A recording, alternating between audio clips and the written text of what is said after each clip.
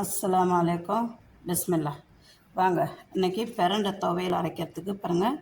பிரண்டெல்லாம் நார் உரிச்சிட்டு அதில் உள்ள கீரையும், ஏன்னா கொழுந்து அது நல்லாயிருக்கும், அதனால் அந்த கீரையும் பிரண்டையில் நல்ல நார் பாருங்கள், நாரெல்லாம் எடுத்துகிட்டு வச்சுருக்குறேன். 2 கைப்பிடி. அப்போ தேவையான அளவு சின்ன வெங்காயம் கொஞ்சம் எடுத்து வச்சுருக்கேன். கொஞ்சம் பூண்டு, கொஞ்சம் உளுத்தம்பருப்பு, கடலப்பருப்பு, 4-5 வரமிளகாய் எடுத்து வச்சுருக்கேன். ஒரு நெல்லிக்காய் சைஸு புளி. இதை நல்ல நல்லெண்ணெயில் நல்லா வதக்கணும். வதக்கிறப்ப காமிக்கிறேன். இங்கே பாருங்கள், நல்லெண்ணெய். இது நல்லெண்ணெய் தாராளமாக விடலாம். ஏன்னா நல்லெண்ணெய் ஊற்றி வச்சிங்களா, அதில்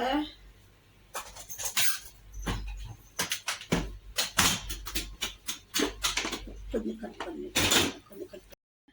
நல்லெண்ணெய் ஊற்றுறேன். தேவையான அளவு நல்லெண்ணெய் ஊற்றிட்டு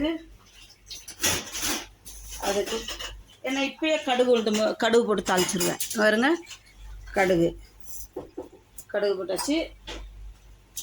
கொஞ்சம் ஜீரகம்.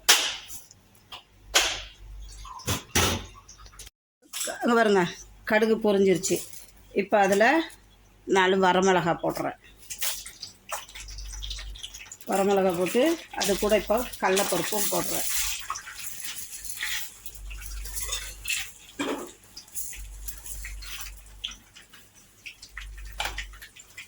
நல்லா இந்த கடலப்பருப்பு கொஞ்சம் நேரம் மாறணும்.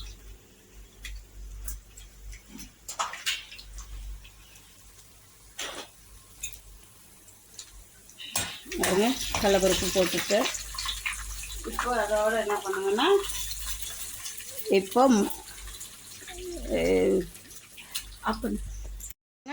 இப்போ பிரண்டை கழுவி வச்சுருக்கிற பிரண்டையை அந்த எண்ணெயில் போடுறேன்.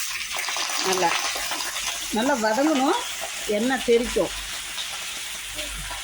இது நல்ல தண்ணி இல்லாமல் வதங்கிறதுக்கு நான் இப்போ போட்டிருக்கிறேன்.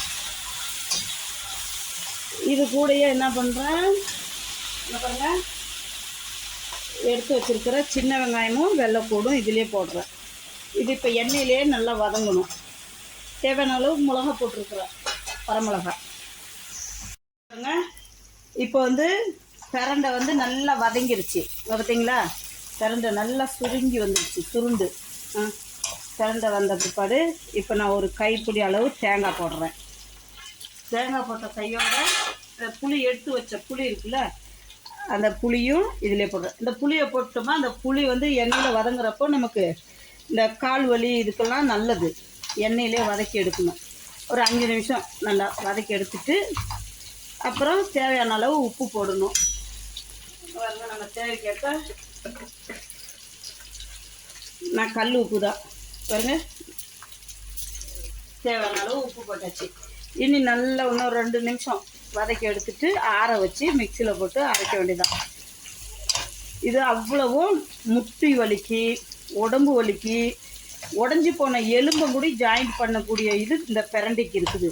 அந்த அளவுக்கு ஹெல்த்தியானது இது. எங்களுக்கு இன்றைக்கி இந்தியாவிலேருந்து எங்கள் தம்பி ஒருத்தர் வந்தார். அவர் இந்தியாவிலேருந்து கொண்டு வந்து கொடுத்தாரு. அதனால தான் நான் உடனே இன்றைக்கி இப்பயே துவையல் அரைக்கிறேன். இது 1 வாரம் 10 நாள் வச்சாலும் ஒன்றும் ஆகாது. இது மாதிரி உங்களுக்கும் பிரண்டை கிடச்சின்னா இப்படி செஞ்சு சாப்பிடுங்க. ரொம்ப சிம்பிள். கொஞ்சோண்டு கடலப்பருப்பு, கொஞ்சம் உளுத்தம்பருப்பு, 4 வரமிளகாய், கொஞ்சம் பூண்டு, சின்ன வெங்காயம், புளி, தேங்காய், தேவையான அளவு உப்பு, நல்லெண்ணெயில் வதக்கி துவையல் அரைங்க. அவ்வளோ ஹெல்த்தியானது, எலும்புக்கு அவ்வளோ நல்லது.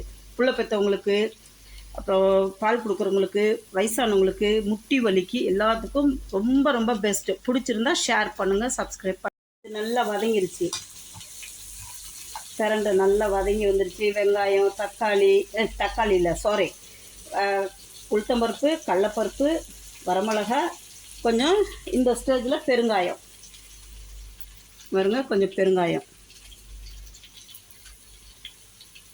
போட்டு நல்லா வதக்கி விட்டுட்டு இனி ஆற வச்சு அரைக்க வேண்டியதுதான். இந்த துவையல் பிடிச்சிருந்துச்சுன்னா ஷேர் பண்ணுங்கள், சப்ஸ்கிரைப் பண்ணுங்கள், லைக் பட்டனை ப்ரெஸ் பண்ணுங்கள். இந்த பிரண்டை துவையல் அவ்வளோ நல்லது, உங்களுக்கு பிடிச்சிருக்கும். வெளிநாட்டில் இருக்கிறவங்களுக்குலாம் கிடைக்காத இது ரொம்ப ரொம்ப ஹெல்த்தியானது. நீங்களும் செஞ்சு சாப்பிடுங்க. ஓகே.